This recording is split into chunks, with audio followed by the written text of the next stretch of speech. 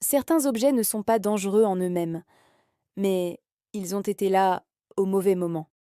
Au cœur du salon des Miller, il y a ce fauteuil. Un magnifique fauteuil en cuir vieilli de couleur bordeaux. Il a des accoudoirs usés par le temps, un dossier capitonné qui semble incroyablement confortable. C'est la pièce maîtresse du salon, celle qui attire le regard. Les Miller sont une famille adorable, très unie. Ils ont 2 enfants, toujours souriants sur les photos de famille, disposées un peu partout. On les voit rire, jouer, grandir. Le fauteuil est là sur chaque photo, un témoin silencieux de leur bonheur.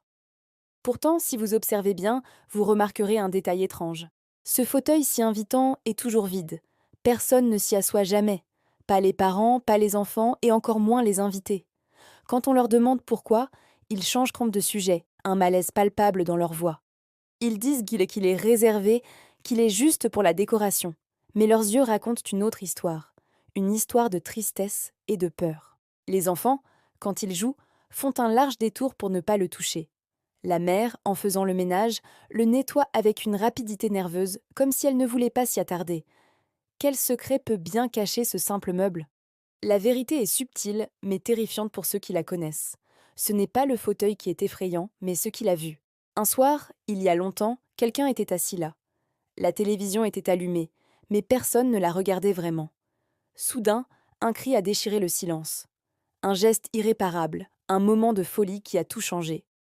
Depuis ce jour, le fauteuil a gardé l'empreinte de cette dernière conversation, de ce dernier regard, de ce dernier souffle. Il n'est pas hanté, non. Il est juste plein, plein d'un souvenir si lourd que personne n'ose s'y confronter. C'est la mémoire des objets, le poids de ce qu'ils ont traversé. Parfois, le silence d'un objet en dit bien plus que n'importe quel mot.